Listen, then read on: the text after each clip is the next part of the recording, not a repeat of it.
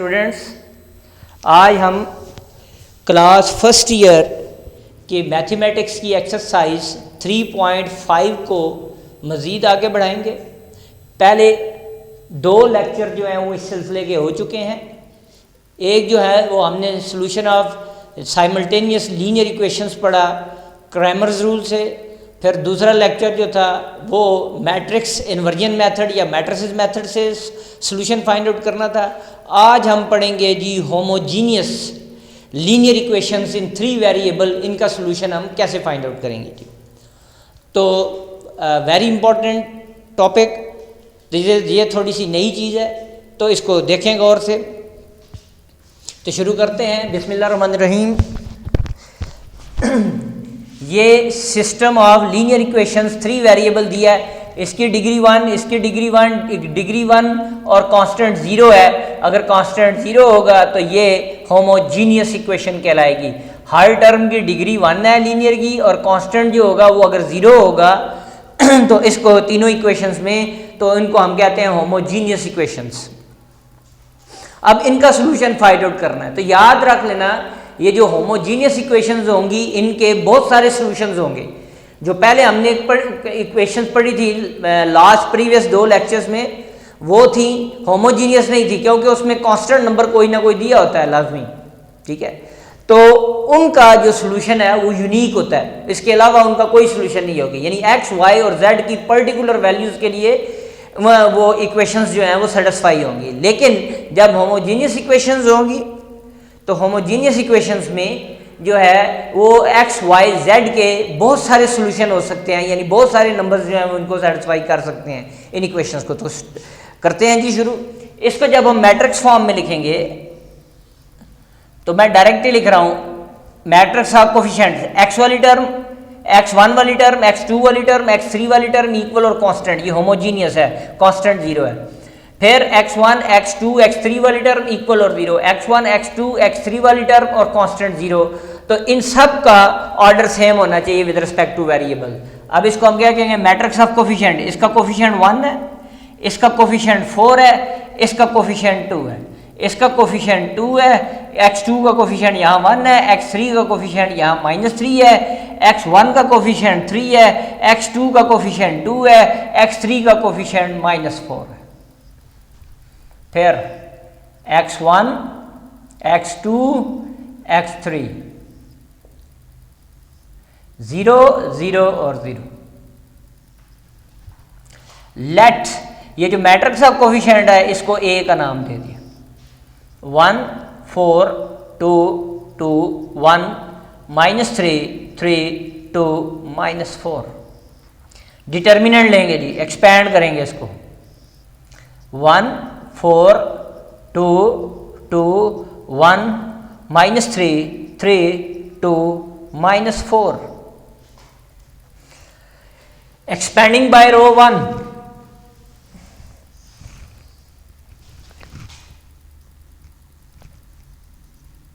Expanding bye रो 1 से हम x को एक्सपेंड कर लेंगे। ए डिटर्मिनेंट देखें तो 1 बाहर जिस तरह एक्सपेंड करते थे उसी तरह ये कॉलम छोड़ दिया और ये छोड़ दी, रो छोड़ दी, ये रो और ये कॉलम छोड़ दिया, ये बचा -4 + 6। फिर आगे माइनस का साइन, यहाँ 4 बाहर। अब ये कॉलम गया, ये रो गई, इसको इसके साथ ये कॉलम गया, ये रो गई, 4 2 -8 और माइनस +3 3 9। फिर आगे +2 बाहर, अब ये कॉलम गया, ये रो गई, 2 2 4 -3 1 3। तो 1 × 6 में से 4 निकाल दिया, 2 1 2, 9 में से 8 निकाल दिया 1, तो -4, 4 में से 3 निकाल दिया 1, 1 2 2। तो ये तो डिटर्मिनेंट 0 आ गया। तो आपने जो पीछे क्वेश्चंस पढ़े थे, हम तो कहते थे जी कि अगर मैट्रिक्स जो है या सॉरी सिंगुलर होगा, नॉन सिंगुलर होगा तो सॉल्यूशन पॉसिबल नहीं है, और अगर नॉन सिंगुलर होगा तो सॉल्यूशन पॉसिबल है। तो यहाँ तो ये सिंगुलर आ रहा है, तो याद रख लेना साइमल्टेनियस लीनियर इक्वेशन में जब भी मैट्रिक्स ऑफ कोफिशिएंट्स का डिटर्मिनेंट लेंगे तो वो आंसर 0 देगा। तो जब आंसर 0 देगा तो इसका मतलब है सिस्टम ऑफ इक्वेशन, इसके जो सॉल्यूशंस हैं वो इन्फिनिट हैं। तो आप लिखेंगे as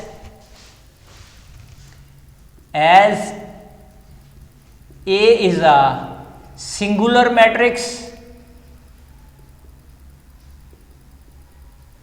so system has infinite solution।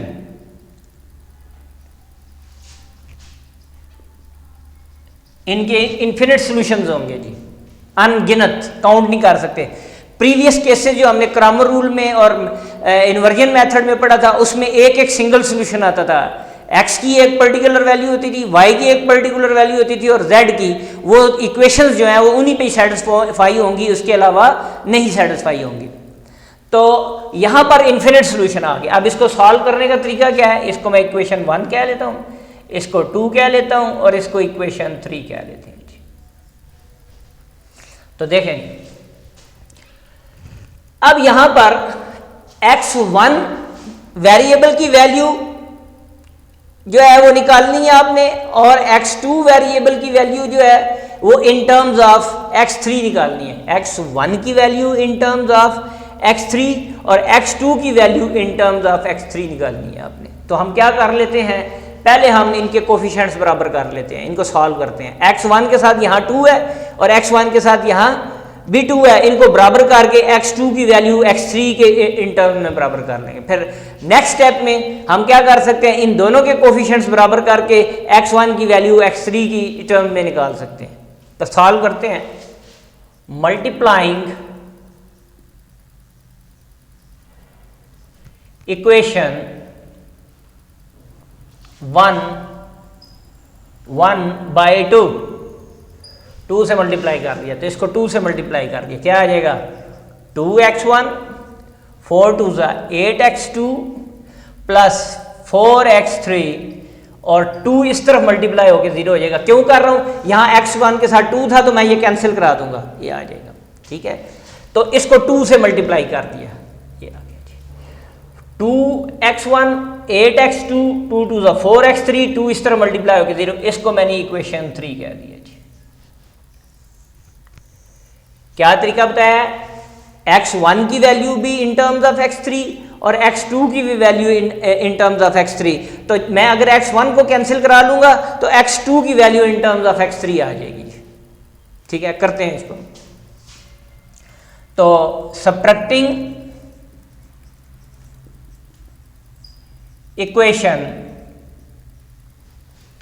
Equation अब इसमें से इसको माइनस कर दे या इसमें से इसको माइनस कर दे, आपकी मर्जी।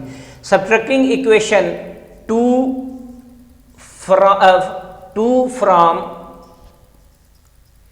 इक्वेशन 4, इसको ऊपर रख लेते हैं। 2x1 plus 8x2 4x3 is equal to 0। ये equation 2x1 plus x2 minus 3x3 is equal to 0। Plus minus minus plus plus minus, ये plus 2x1 minus 2x1 cancel हो जाएगा। 8 में से 1 निकाल दिया, 7x2 plus 7x3 is equal to 0। x3 उधर ले जाएं, 7x2 is equal to minus 7x3, 7 पे डिवाइड कर दिया, x2 is equal to minus 7x3 minus 7x3 divided by 7, 7 से कैंसिल, तो x2 की वैल्यू माइनस x3 आ गया जी। x2 की value in terms of x3 let कर लेते हैं, लेट x3 को मैंने t कह दिया और t बिलोंग करता है रियल नंबर से, यानी t कोई सा भी नंबर हो सकता है रियल नंबर के सामने, जो आप सोच सकते हैं। 0 हो सकता है, 2 हो सकता है, 1/2, 27, 97, जो मर्जी आप रियल नंबर में से नंबर ले लें, तो t वो नंबर हो सकता है। t belongs to real number. ठीक, तो इसको फिर हम लिख देंगे therefore x2 is equal to minus x3 को किसके इक्वल रखा था, t के इक्वल रख दिया था, तो ये t आ गया। ये आपके पास एक सोल्यूशन आ गया। तो x2 की वैल्यू क्या आ गई आपके पास, माइनस टी के इक्वल आ गई, और x3 किसके इक्वल हो गया, t के इक्वल आ गया। तो x2 की भी वैल्यू आ गई और x3 की भी वैल्यू आपके पास मौजूद है। इसको आप इन तीनों इक्वेशन में जिसमें मर्जी पुट कर दें तो आपके पास वेरिएबल की वैल्यू आ जाएगी x1 की। अब x1 चाहिए आपको, तो देख लेते हैं इन तीनों में से जिसमें मर्जी पुट कर दें। पुटिंग इन, चले 3 कर लेते हैं, पुटिंग इन 3 क्या पुट करेंगे, मैं लिख भी देता हूं, putting x2 is equal to minus T and x3 is equal to T in equation 3 कर लेते हैं। मैं फिर कह रहा हूं इन तीनों में से जिसमें मर्जी पुट कर लें तो x1 की वैल्यू आ जाएगी। तो देखें 3 में पुट करते हैं, 3 इंटू x1, इसी तरह हमें x1 की वैल्यू चाहिए थी, प्लस 2 इंटू x2 की वैल्यू क्या दी हुई है, माइनस टी, -4, और x3 की वैल्यू आपने t रखी हुई है इज इक्वल टू 0। तो 3x1 minus 2t minus 4t is equal to 0, 3x1 minus 6t is equal to 0, 3x1 is equal to 6t। इसको इधर डिवाइड कर दिया तो x1 is equal to 60 divided by 3, तो x1 की value 3 1s the 3 2s the, तो x1 की value आपके पास 2t आ गई जी, और t फिर भी लिख दें बिलोंग्स टू रियल नंबर। तो आप देख लें, तो हैंस जो सॉल्यूशन आ गए, x1 की वैल्यू क्या थी 2t, x2 की वैल्यू माइनस टी, और x3 की वैल्यू t थी। ये सारे आपके सॉल्यूशन हो गए, और t belongs to when t belongs to real number, t जो है वो रियल नंबर से बिलोंग करेगा। अब देखें जी, मैं ज़रा इसको थोड़ा सा चेक भी कर लेते हैं। इसको मैं आपके लिए कर रहा हूं चेक। t कोई सा भी नंबर हो सकता है, कोई सा भी नंबर हो सकता है t, याद रख लेना। ये इन्फिनिट सोल्यूशन होंगे, इसलिए मैंने यहां लिख दिया था। क्यों कि डिटर्मिनेंट जब भी 0 के इक्वल आएगा होमोजीनियस के केस में, तो ये तीनों इक्वेशंस के जो सोल्यूशन होंगे वो इन्फिनिट सोल्यूशन होंगे या इनफाइनाइट सोल्यूशन होंगे, अनगिनत, उनको काउंट नहीं किया जा सकता। अब आपको t कोई सा भी नंबर ले लें, कोई सा भी नंबर ले लें। वैसे ये चेक मैं कर रहा हूं, चेक रफ वर्क है, और है ये रफ वर्क। ये रफ वर्क में आप करके देख लें। इफ t मैं ले लूं 2, कोई और भी ले, फ्रैक्शन में ले लें, 1/2 ले लें, √5 ले लें, कोई भी t की वैल्यू ले लें, इनमें पुट करते हैं। ये इक्वेशन थी x1 plus 4x2 plus 2x3 is equal to 0। Put करो जरा, t की जगह 2 ले लिया, सॉरी ये सॉल्यूशन थे। तो x1 क्या बन जाएगा आपके पास, if t is equal to 2, तो x1 हो गया यहाँ 2 2s, मैं सामने लिख लेता हूँ 2t, तो 2 इंटू 2 2 2s 4 हो गया जी। x2 किसकी इक्वल था, x2 इक्वल था माइनस टी के, तो ये -2 बन गया। x3 जो था वो t के इक्वल था, इसलिए ये 2 हो जाएगा। यानी x की जगह 4, x2 की जगह -2, x3 की जगह 2 पुट कर दें इक्वेशन में, तो वो इक्वेशन लिख रहा हूं x1 4x2 2x3 is equal to 0। x1 4 आ गया, 4 इंटू x2 की जगह -2, 2x3 की जगह 2, तो क्या आ जाएगा 4 -8 प्लस 4 इज इक्वल टू, तो देख लें -8 प्लस 8 से कैंसिल होकर 0 इज इक्वल टू 0। आप बेशक इसमें पुट कर लें।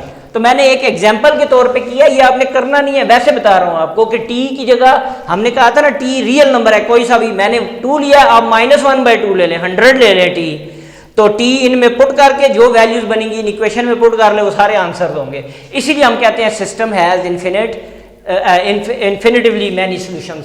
तो यहां तक आपने करना है, ये वैसे रफ वर्क में मैंने आपको बताया है। तो क्वेश्चन नंबर 2 जो है, क्वेश्चन नंबर यानी क्या नाम है, फर्स्ट पार्ट जो है क्वेश्चन नंबर 4 का फर्स्ट पार्ट जो है डू योर सेल्फ, बिल्कुल इसी मेथड पे आपने इसको तैयार करना है ये। तो उम्मीद है ये आपको समझ आ गया होगा। इसकी प्रैक्टिस करें, वेरी इजी क्वेश्चन। इसमें मैंने क्या किया था, सिस्टम ऑफ इक्वेशंस जो है उसमें हमने मैट्रिक्स ऑफ कोफिशिएंट निकाल के उसका डिटर्मिनेंट लिया। डिटर्मिनेंट जब 0 के इक्वल हो जाएगा तो सिस्टम के इन्फिनिट सोल्यूशन होंगे। तो मैंने क्या कहा था कि x1 की value in terms of x3 निकाल लें और x2 की value in terms of x3 निकाल लें। तो और वो उसमें जब हम t के इक्वल लेट करेंगे, t कोई सा भी रियल नंबर होगा तो बहुत सारे इन्फिनिट सोल्यूशन यानी इसके सोल्यूशन बन जाएंगे, इनफाइनाइट सोल्यूशन बन जाएंगे। तो इसकी प्रैक्टिस करें, क्वेश्चन नंबर 2 आप खुद करें, बिल्कुल इसी पैटर्न पे करना है आपने। तो और इसकी प्रैक्टिस करें। आज के लिए इतना ही, इंशाल्लाह नेक्स्ट लेक्चर में मुलाकात होगी। क्वेश्चन नंबर 3 जो है वो बाकी ये क्वेश्चन इस एक्सरसाइज के कराने के बाद हम क्वेश्चन नंबर 3 करेंगे, उस पर थोड़ा सा टाइम लगेगा, नई चीज़ है, बिल्कुल नई चीज़ है, तो बहुत ईजी है। तो उम्मीद है ये आप काम कर रहे होंगे साथ। मेरा चैनल लाइक करें, शेयर करें और सब्सक्राइब करें। अल्लाह हाफिज़।